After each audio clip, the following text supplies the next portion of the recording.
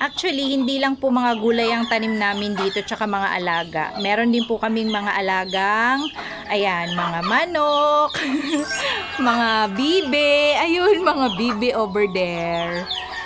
Ayan. Hello mga bibi. Good morning mga kagulays. O di ba mga kagulays na tawag ko sa inyo ngayon. I'm back. So, andito na naman ulit ako sa gitna ng bukid. Ayan. At update sa aming ano pala, mga tanim. So ito sa likod ko, yan ay palay na yan, palay. Tapos ito dito sa kabilang side, yan na ang mga mais. Oh, malalaki na siya. Nung nakaraang punta ko dito last week, sobrang maliliit pa siya ngayon. Medyo tumutubo na yung dahon niya. Tapos baka ako dito sa tapos ayan, sige, mamamasyal ulit ako sa gitna ng bukid. Oh my gosh, umulan kahapon kaya medyo basa yung lupa, and it's good kasi grabe, tuyong-tuyo na ang lupa dito. At buti na lang umulan kahapon, medyo nadiligan sila, kaya yung mga munggo ay tumubo siya agad. Ayan oh.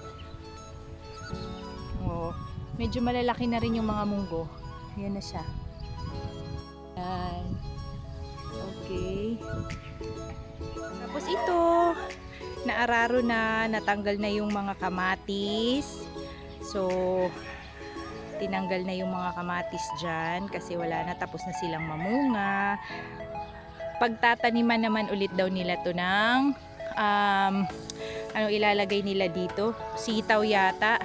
Ito naman mga talong, ayan, marami pang bunga yan talong. So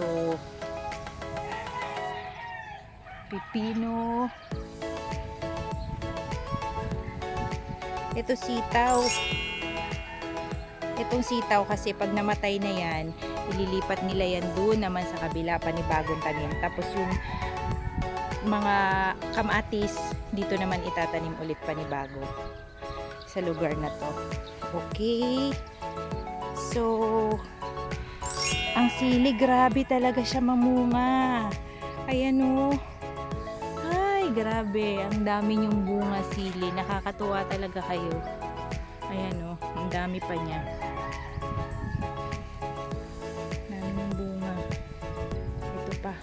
Lumalaki na rin yung mga kamoting kahoy. Yeah, grabe yung sili na mo. Itik na itik sa bunga, oh. Ganda.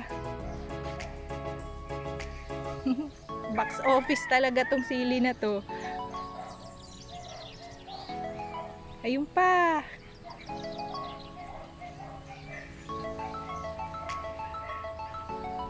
Yan, sa likod, yung mga puno ng mangga. Actually, meron siya mga bagong bulaklak. Ayan, namumulaklak ulit siya. So, ibig sabihin ay mamumunga pa siya.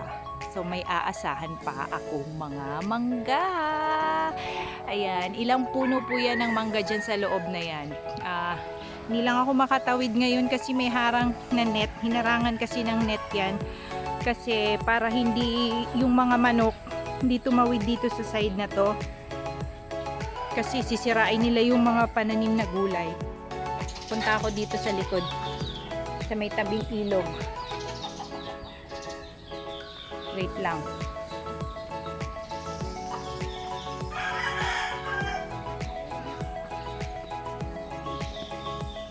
Oh, nawala na yung duyan dito. Tinanggal nyo na? Tabi-tabi po. Tabi-tabi po. O, dapat kasi ganun daw pag naglalakad ka. Magtatabi-tabi po ka para ano. O, kumusta naman kayo dyan? Ang mga alaga kung kalamansi at santol. At saka mangga. Ayan. Wala kasi yung amo ko eh. Wala yung boss ko. Hindi ako makagala. Yan, yan lang siya. Tapos dito ilog na. Tabi-tabi po. Dito ilog na yan. And the ilog is there. Okay. So hanggang, ayan, sa tabing ilog ang aming bukid. Kaya pag, pwede ka nang tumalon dyan, pwede nang maligo diretso sa ilog.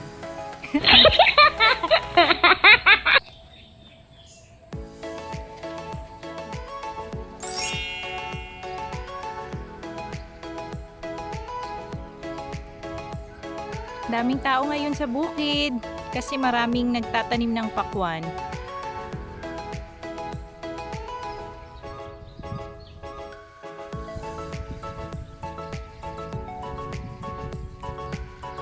That's the mais and the palay and the munggo. Ayan. And the munggo. Hala, uy, napakainit.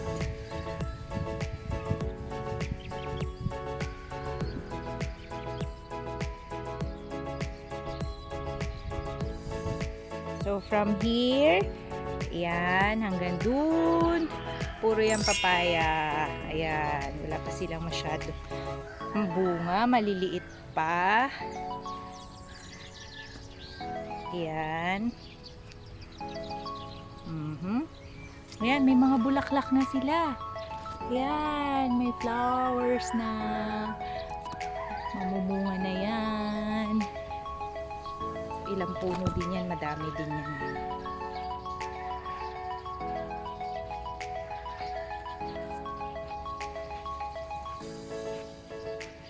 So nice. Yung nakikita nyong green na yan, hanggang dun ay puro munggo po yan. Ayan. So yan naman ang aming munggo. So, that's it muna for now. See you on my next vlog. Thank you po sa panonood palagi. Bye-bye!